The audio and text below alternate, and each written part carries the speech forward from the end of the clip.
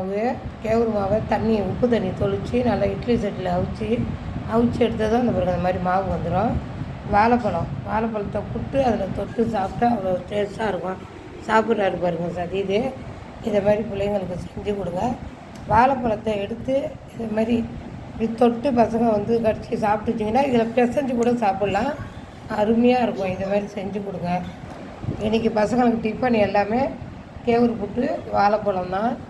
இதை பாருங்க பட்டாணி அவிச்சு வச்சுருக்கேன். இதான் ஸ்னேஸு. இதை மாதிரி பிள்ளைங்களுக்கு அதுங்களுக்கு பிடிச்ச மாதிரி நல்ல பொருளாக செஞ்சு கொடுங்க. பாய். நாங்கள் பெரியவங்களாம் இப்படி தான் சாப்பிட்டுக்க போகிறோம்.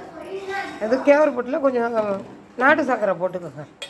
நாட்டு சர்க்கரை தேவை உள்ளவங்க நாட்டு சர்க்கரை போட்டுக்கோங்க. சுகர் உள்ளவங்க சர்க்கரை சாப்பிடக்கூடாதுன்னா அப்படியே வாழைப்பழத்தை இந்த கேவுரு புட்டில் போட்டு பிசைஞ்சு சாப்பிடுங்க. நல்லாயிருக்கும், டேஸ்ட்டாக இருக்கும். நல்லா சத்தான பொருள். Okay bye.